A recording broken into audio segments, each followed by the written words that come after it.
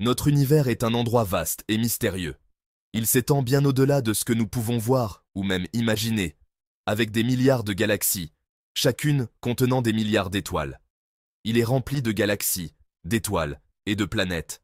Ces corps célestes, bien que magnifiques et impressionnants, ne sont que la surface visible d'une réalité beaucoup plus complexe.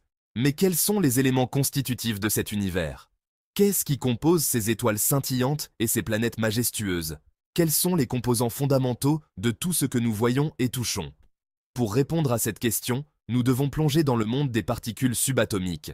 La réponse se trouve dans le domaine des particules et des antiparticules. Ces entités minuscules sont les briques de base de toute la matière dans l'univers. Les particules sont les minuscules morceaux de matière qui composent tout ce qui nous entoure. Elles sont si petites qu'elles échappent à notre vue, mais leur rôle est crucial. Il en existe une variété de types, chacun ayant ses propres propriétés uniques. Les protons, les neutrons et les électrons sont parmi les plus connus, mais il y en a beaucoup d'autres. Mais pour chaque particule, il existe une antiparticule. Ces antiparticules sont tout aussi importantes et fascinantes que leurs homologues de matière. Les antiparticules sont comme des images miroirs des particules, avec la même masse mais une charge opposée. Par exemple, l'antiparticule de l'électron est le positron, qui a une charge positive. L'existence de l'antimatière a de profondes implications sur notre compréhension de l'univers. Elle soulève des questions sur l'origine de l'univers et sur la raison pour laquelle il semble y avoir plus de matière que d'antimatière. Lorsqu'une particule et son antiparticule se rencontrent, elles s'annihilent mutuellement dans une explosion d'énergie. Ce phénomène est à la fois spectaculaire et révélateur des forces fondamentales de la nature. Ce processus, connu sous le nom d'annihilation, témoigne de l'incroyable puissance enfermée dans ces minuscules entités. L'énergie libérée est immense, bien que les particules elles-mêmes soient presque inconcevablement petites. L'étude des particules et des antiparticules nous emmène au cœur de la matière. Elle nous permet de comprendre les interactions fondamentales qui façonnent notre réalité. Elle nous permet d'explorer les forces fondamentales et les symétries qui régissent notre univers. Ces forces, comme la gravité et l'électromagnétisme, sont les piliers sur lesquels repose toute la structure cosmique. Grâce à cette exploration, nous acquérons une appréciation plus profonde du fonctionnement complexe de la nature et de notre place au sein de sa grande danse cosmique. Chaque découverte nous rapproche un peu plus de la compréhension de l'univers et de notre rôle en son sein, nous rappelant que nous faisons partie d'un tout beaucoup plus vaste et mystérieux. Les particules, les éléments constitutifs fondamentaux de la matière, sont caractérisés par leurs propriétés uniques. Ces propriétés incluent la masse, la charge et le spin. Par exemple, l'électron, une particule bien connue, a une charge négative et une masse spécifique. Les antiparticules, quant à elles, habitent un monde miroir de particules. Pour chaque type de particule, il existe une antiparticule correspondante. Une antiparticule possède la même masse que sa particule correspondante, mais porte une charge opposée. L'antiparticule de l'électron chargé négativement est le positron chargé positivement. La relation entre les particules et les antiparticules est une dualité profonde. Elles sont les deux faces d'une même pièce, inextricablement liées mais fondamentalement différentes. Cette dualité conduit à un phénomène fascinant connu sous le nom d'annihilation. Lorsqu'une particule et son antiparticule entrent en collision, elles s'annihilent mutuellement. Cette annihilation n'est pas une simple disparition, mais une transformation. La masse de la particule et de l'antiparticule est convertie en énergie, souvent sous forme de photons, qui sont des particules de lumière. Ce processus, régi par la célèbre équation d'Einstein E=mc2, met en évidence l'interconnexion de la matière et de l'énergie. Le monde des particules et des antiparticules est régi par des principes de symétrie. Ces minuscules entités, invisibles à l'œil nu, suivent des règles qui semblent presque magiques. Pourtant, ces règles sont des lois fondamentales de la physique qui gouvernent tout ce qui nous entoure. L'un de ces principes, la symétrie CPT, joue un rôle crucial dans notre compréhension de ces entités fondamentales. La symétrie CPT est une combinaison de trois types de symétrie. La conjugaison de charge, C, la parité, P, et l'inversion du temps, T. Chacune de ces symétries a une signification profonde et une implication unique dans le monde des particules.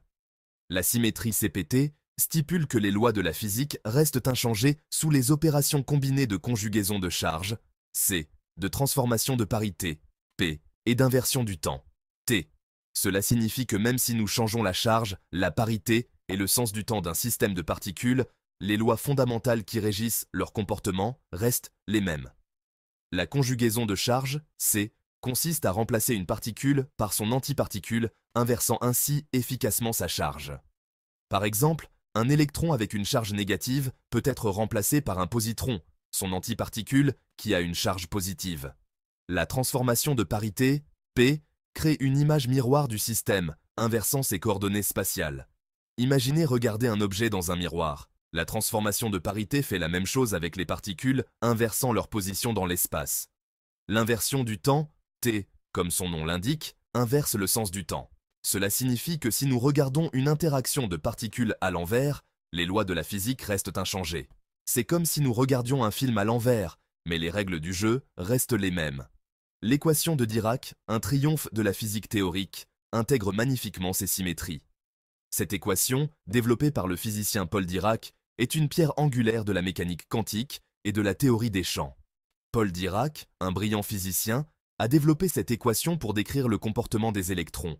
Son travail a non seulement révolutionné notre compréhension des particules subatomiques, mais a également ouvert la voie à de nouvelles découvertes en physique. Remarquablement, l'équation de Dirac a prédit l'existence de l'antimatière avant même qu'elle ne soit observée expérimentalement. Cette prédiction était révolutionnaire et a changé notre vision de l'univers. Les solutions de l'équation ont révélé que pour chaque électron, il devait exister une antiparticule correspondante avec la charge opposée, le positron. Cette découverte a été une confirmation éclatante de la puissance de la théorie de Dirac. Cette prédiction était un témoignage de la puissance de la physique théorique et de l'élégance des symétries dans la nature. Les symétries ne sont pas seulement des concepts mathématiques abstraits, elles sont profondément enracinées dans la réalité physique de notre univers. La découverte du positron en 1932 a confirmé la théorie de Dirac, consolidant le concept d'antimatière et ses profondes implications sur notre compréhension de l'univers.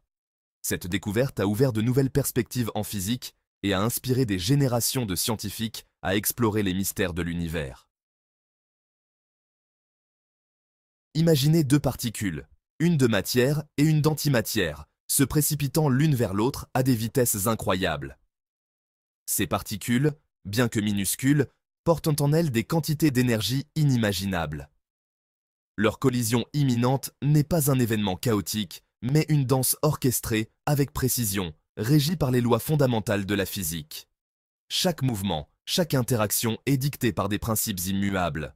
L'une de ces lois, la conservation de l'énergie, joue un rôle crucial dans ce ballet cosmique.